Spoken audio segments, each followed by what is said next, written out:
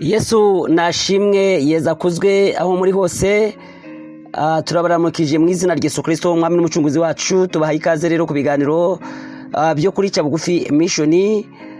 Nkuko nababwiye ubwashize, nababwiye yuko tugiye gutangira kuganira ku bijyanye n'ibyo n'ibiri kugenda bibaho, ariko mbabwira neza yuko turi mu nyigisho ivuga ibikomere by'abashumba ndetse n'ibikomere by'intama. Murazi neza yuko rero abashumba ubusanzwe bari mu buryo bwinshi.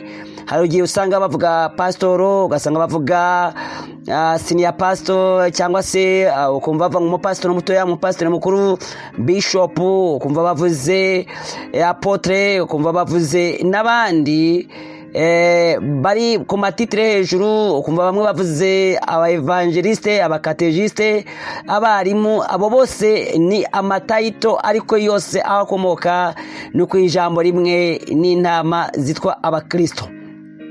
Intama zisanzwe, izijya ntama zisanzwe tuzi abantu bororera mu rugo, akenshi aba ari intama zishobora kuba zabaho gutyo, ariko ntizishobore kubonekamo ushobora kuziyobora, cyangwa se ngo zitoremo uwaziyobora. Ariko intama abantu aribo bakristo nibo bakura bakavamo abakristo bakomeye, arimo babandi bafata ary'amatitire, bashobora kuba bayahawe cyangwa se bamwe bakayiha, ariko ibyo byose babikora bavuga bati tubikubikorera mu nyungu z'umurimo w'Imana. Ndagira ngo rero tuganire ku ibyo bikomere birimo bigaragara hagati y'abashumba ndetse n'intama, cyangwa se hagati y'abakristo ndetse n'abapasitoro. Mbaye ikaze rero, izina ryanjye ni Pasiteri Christophe Uwabakurikiza.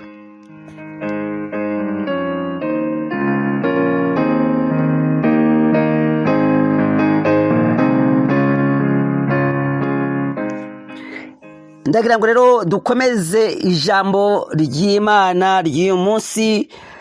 Twakibaza ibintu byinshi cyane ku bijyanye n'inyigisho y'uyu munsi, ariko mbasaba yuko inyigisho y'uyu munsi tugiye gutangira, cyangwa se turimo tuvuga, ndasaba ngo ibi bintu birindwi tugiye kuzaganaho, hari impamvu zirindwi cyangwa se imvu zirindwi zitumye isengero zifungwa. Kandi nanone izo mpamvu, mu gihe abantu batashobora kwiyubara cyangwa se ngo birinde, byanka bikunda n'izindi sengero zisigaye nazo zirafungwa. Akenshi rero ibingibi biza bikagira ingaruka cyane kuri babane twita intama, cyangwa se ku bakristo batoya, birababaca intege, akenshi bikabananiza.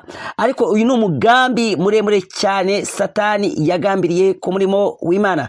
Ndagira ngo rero nyaboneka buri muntu wese azajya hafi, kugira ngo izi mpamvu zose uko zigera kuri zirindwi tuzashobore kuziganiraho, buri muntu wese atahure ikihishemo, igituma ibi bintu bikujya bibaho, igituma hariho isengero zigiye gusibwa burundu, zitazongera gukora n'umunsi n'umwe. Kandi ziriho, ndabizi neza yuko ibyo bizabaho, ndetse naho biri kuba hano hino mu Rwanda, ariko no mu bindi bihugu nabyo bizoshika bitebe bigereyo. Ni byiza ko rero abantu batangira kwiyubara cyane. Ndagira ngo rero muri uyu mwanya mwiza tubanze dusome ijambo ry'Imana riboneka muri Samweli wa mbere, igice cyawo ni icya 7, umurongo waho wa 8. Samweli wa kabiri, igice cyawo turasoma ku gice cyawo cya 7. Reka duhere ku murongo wawo w'8, turaza gusimba dusome no ku murongo wa 12 ndetse n'uwa 13. Reka dusome mu izina rya Yesu Kristo. Haranditse ngo, nuko umugaragu wanjye Dawidi umubwire utya uti, uko niko Uwiteka Nyiringabo avuze ati, nagukuye mu rugo rw'intama, mu bwungeri bwazo, ngo ube umutware w'ubwoko bwanjye bwa Isirayeli. Imana ishimwe cyane. Reka dusome ku murongo waho umurongo wa 12 n'umurongo wa 13. Kandi iminsi yawe nigera ugasinzirana na ba sogokuruza bawe, nzimika umwana wawe wibyariye akuzungure, kandi nzakomeza ubwami bwe. Nuko uwo niwe uzubakira izina ryanjye inzu, kandi nzakomeza intebe y'ubwami bwe iteka ryose. Imana tuganze cyane. murazi neza yuko Imana yigeze igirana isezerano na Dawidi imusezeranya yuko akwiriye kuzubaka inzu y'Uwiteka. Imana yamubwira ati ni wowe uzanyubakira inzu, ariko Dawidi aza kunanirwa kurinda iryo sezerano ngo abe neza mu mwanya mwiza w'Imana, aza kuva mu byizerwa, aza guta inshingano ziwe yari akwiriye kuba akora.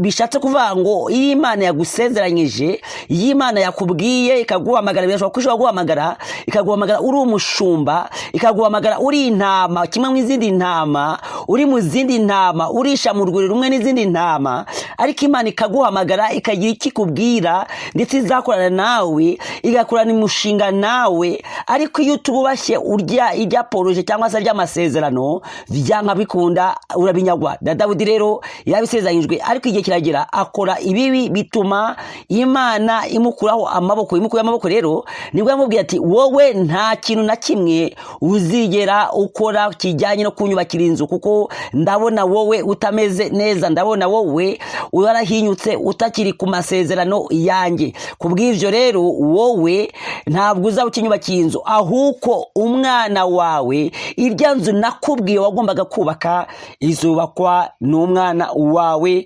kandi ubwami nasezeranye byanga bikunda buzakomezwa ku ngoma yiwe. Imana ishimwe cyane, Imana ituganze cyane. Bishatse kuvuga ngo iby'Imana yaravuganye na Dawidi ntabwo Dawidi yabyubahirije, byatumye Imana imureka. Niyo mpamvu leta yangu rero dukomeze turebe ese ijambo ry'Imana muri Yesaya igice cya 33 havangwa iki. Yesaya igice cya 36 hari ijambo ry'Imana rihanditse tugira ngo tuvuganeho. Iryo jambo ry'Imana ribwira abantu uburyo bakwiriye kuba bitwararika. Yesaya igice cya 36 umurongo waho wa mbere kugeza ku murongo waho wa gatatu, umurongo waho wa mbere kugeza ku murongo waho wa gatatu hari ijambo rihanditse ravuga ngo Uwiteka yavuga ati ijuru ni intebe yanjye, ni isi nayo ni intebe y'ibirenge byanjye. Muzanyubakira nzuki, kandi aho nzaruhukira hazaba ari ahantu ki? Kuko ibyo byose ukuboko kwanjye ariko kwabiremye bikabaho byose, niko Uwiteka avuga. Ariko uwo nitaho ni umukene ufite umutima umenetse, agahindishwa umushyitsi n'ijambo ryanjye. Ubaga inka ahwanye n'uwica umuntu, wica umuntu. Utamba umwana w'intama ahwanye n'uvuna imbwa ijosi. Utura ituro ahwanye n'utura amaraso y'ingurube. Uwosa imibavu ahwanye n'usabira igishushanyo gisengwa umugisha. Nukuri koko bitoranirije inzira zabo ubwabo, imitima yabo yishimira ibyo bazira. Imacu ituganze, Imanacu idutabare cyane. Iri ni ijambo mu by'ukuri ryari rije ribwira Abayisiraheli. Yesaya yarizaniye Abayisiraheli ko Uwiteka yamutumye, ariko mu by'ukuri n'aka kanya riratubwira rikavuga ngo mbese mushobora kunyubakira nzuki, muzakora ibintu bimeze bite bishobora kubaka inzu? Ko inzu ngeneye ari imitima imenetse. Hari icyo dukwiye kuba twibaza ngo mbese mu bashumba, mbese mu ntama, imitima yacu cyangwa se imitima y'abashumba ibiraboneye, imeze neza, cyangwa se ni ya mitima ishaka Imana, cyangwa se ni kwa kwicisha bugufi bafite, cyangwa se ni ibiki bafite muri bo bituma Imana irushaho kuba ikibabona neza? Birashoboka yuko rero aka kanya twabonaga insengero zuzuye, twabonaga hirya no hino hari imidugudu, twabonaga hirya no hino hari amacacizi, ariko mu by'ukuri ese abayarongoye turacyafitanye ubumwe n'Imana? Muracyafitanye ubumwe n'Imana? Hari cyo kuye kuba bibaza ngo ese ndacyafitanye ubumwe n'Imana? Niba yarampamagaye birashoboka ko waba wicaye uvuga ngo ngira cyafitanye ubumwe n'Imana, ariko mu by'ukuri waramaze guta gahunda y'Imana, uri kure uhagaze ku kindi cyubahiro. Ariko ndagira ngo nze kubabwira ibintu birindwi biza usabwa kumva neza byanga bikona, biri gutuma uyu murimo w'Imana usuzugurika, umurimo w'Imana uri kugirwaho ingaruka. Ndagira ngo rero tunarebe n'ijambo ry'Imana riboneka mu gitabo cya Yesaya igice cyaho cya 66 umurongo wa mbere, imwe twamaze gusoma, rivuga ngo muzanyubakira nzuki, kw'inzu nkeneye ari imitima imenetse, ni imitima imeze neza, ya mitima hahandi, kuko Imana ikeneye ahantu igomba kubona ahantu ubuturo rero ni bwa umutima ufite umutima muzima, umutima wuzuye impuhwe, umutima urangwa no guca bugufi, umutima urangwa no kwiyoroshya. Ibyo ngibyo nibyo Imana ikeneye.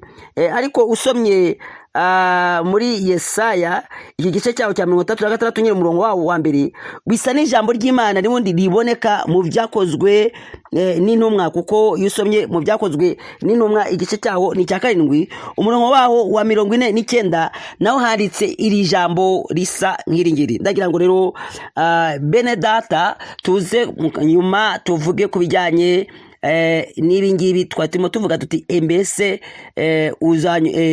mbese ubusanzwe niyihe nzu Uwiteka akeneye, niyihe nzu Uwiteka ashaka, niyihe nzu Uwiteka ashaka guturamo muri misa none. Hari cyo kuba wibaza, hari cyo kuba gutekereza kuvuga ngo mbese Uwiteka ashaka wiki, Uwiteka anyeneye wiki. Ndagira ngo rero wibaze mu mutima wawe uvuga uti ni hehe nyifitanye imigenderanire n'Imana, cyangwa se nihe imigenderanire n'Imana yaje kurangira muri jewe. Ubyibazeho cyane.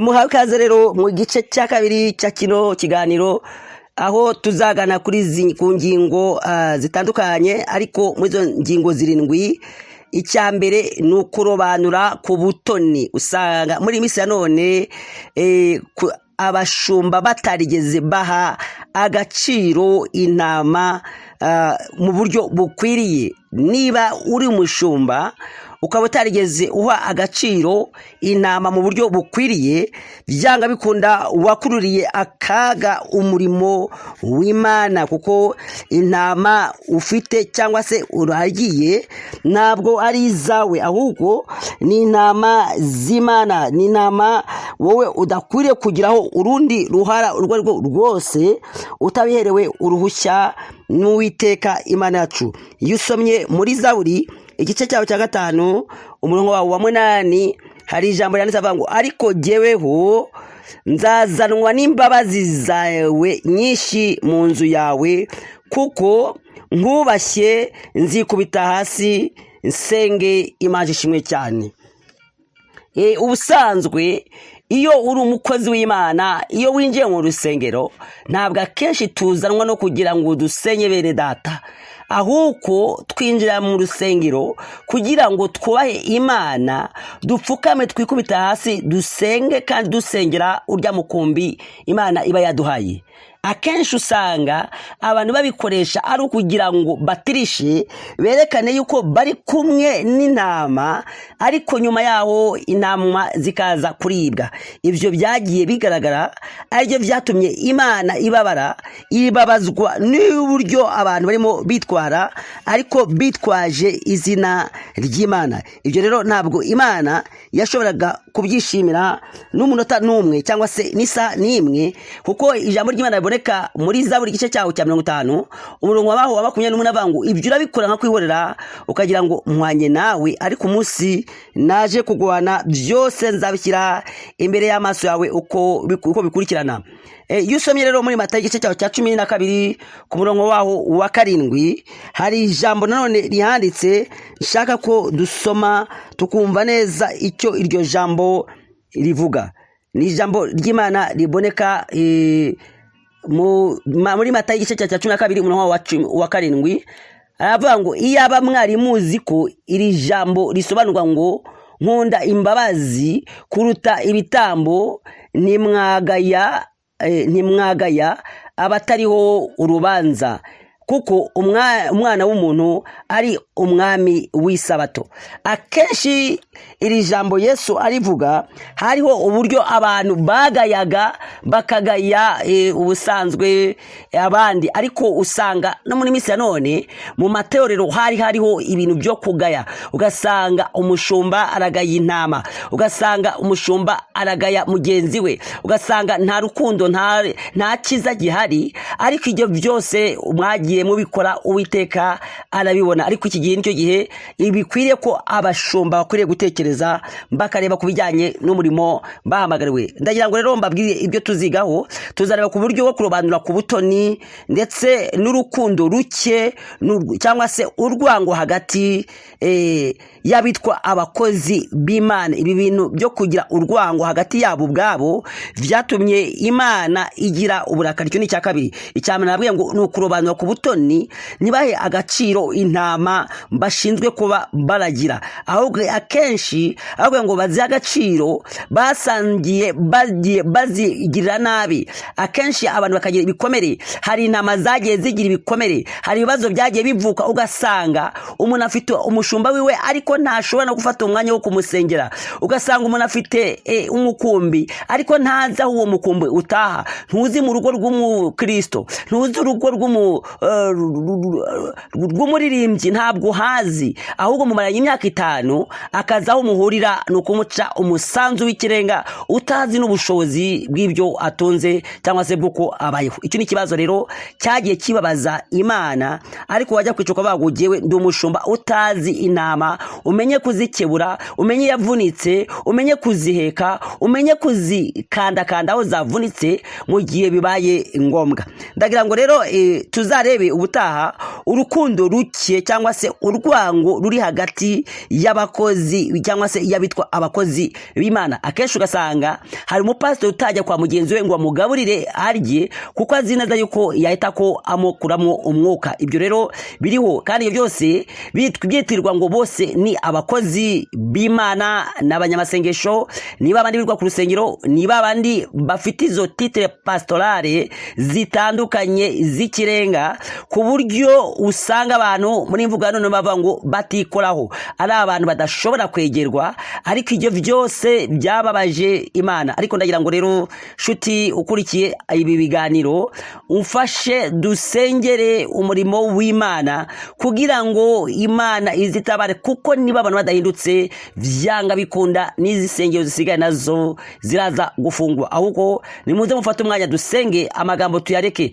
ahubwo tufate umwanya wo gusenga no guhamagara Imana kugira ngo igire icyo ihindura, kandi ye guha abantu guca kame no gucishwa bugufi kugira ngo Imana ize ikore igitangaza, abantu bongere bagire ibyishimo kubijyanye n'umurimo w'Imana. Ndagira ngo rero twinjire mu mwanya mwiza cyane, mu mwanya wo gusenga, kuko twababwiye ko tuzaye dufata igihe cyiza cyo gusenga, tugasengera umurimo w'Imana, tugasengera iba byakozwe byose kugira ngo izina ry'Imana rihabwe icubahiro. Ndagira ngo rero twinjire mu mwanya mwiza wo gusenga, twinjire mu mwanya mwiza wo guhamagara Imana ize ibane natwe, ahasigaye noneho ibindi byose Uwiteka asigare abiringaniza ku bw'izina rya Yesu Kristo, umwami n'umucunguzi wacu. Reka rero twinjire mu mwanya wo gusenga.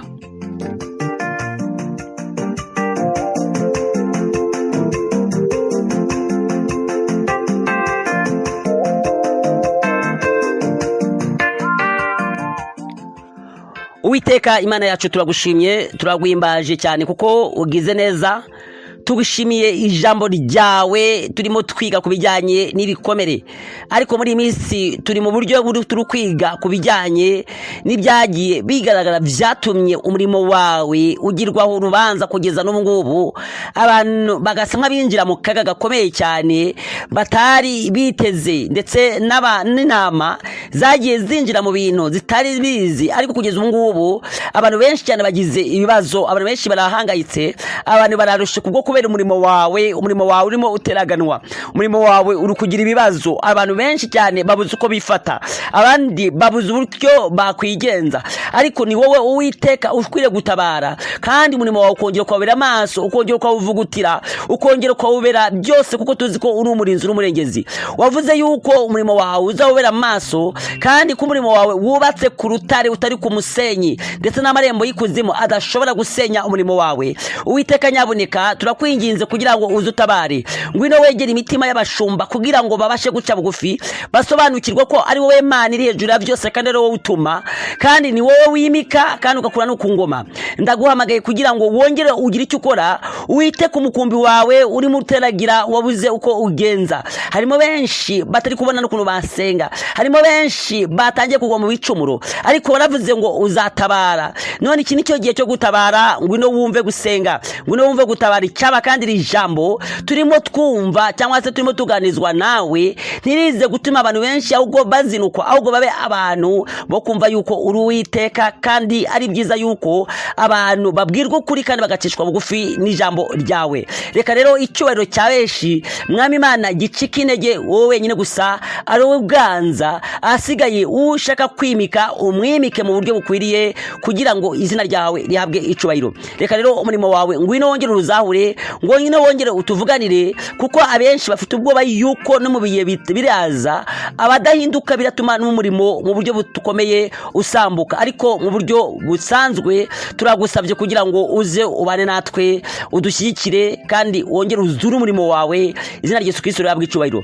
Urakoze rero ko udahinduka, reka Mwami Imana wongere ureme bundi bushyashya, kandi wongere utume, wongere uhagurutse, wongere ugire ko ugenza. Turabizi ko hari igihe cyabayeho imyaka 400 hagati y'isezerano rya kera n'irishya, abantu batumva ijwi, batumva n'ubuhanuzi, ariko uza guhagurutsa umuntu umwe witwaga Yohani Batista, uramubwira ngo nagenda abwira abantu, agenda abwira abantu, ababwira ngo nimutegure inzira z'Uwiteka hakiri kare. Reka rero Uwiteka rero Mwami Imana wongere uhagurutse, wongere utabare ku bw'izina rya Yesu Kristo. Urakoze kudahinduka rero kugiye kubana natwe, reka ibyishimo ushaka byo komeza gukora ni hagati mu izina rya Yesu Kristo Mwami mucunguzi wacu. Amen. Amen.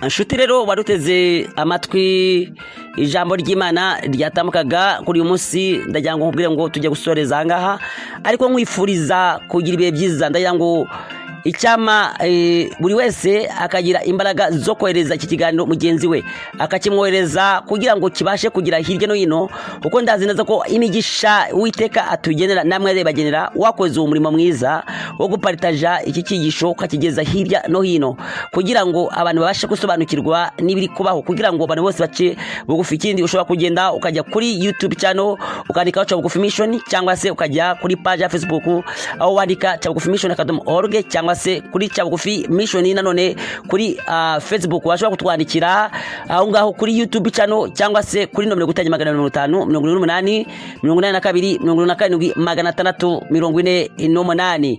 Ndagira ngo rero mbifurize kugira ibire byiza, kandi muzakurikirana ibi byigisho, kuko nyuma murakomeza kumva ibindi bijyanye n'uyu mugambi uriho kandi wacuzwe kera na Satani, ariko ukaba urimo ushaka gusora. Ariko rero ndagira ngo ubwo urimo uri gusora, buri wese abashe kumenya ukuntu acunga izamu rye. Icyama rero buri wese akaba maso kandi akitegura ko Kristo ari mu nzira kandi ari hafi kuza gutabara ndetse no kujyana itorero ryiwe. Ndagira ngo rero mbashimire cyane, ndiho abane namwe, abashyikire nakagaruka. Shalom shalom, ndiho akomeze kubambatira ndetse no kubaremesha muri byose.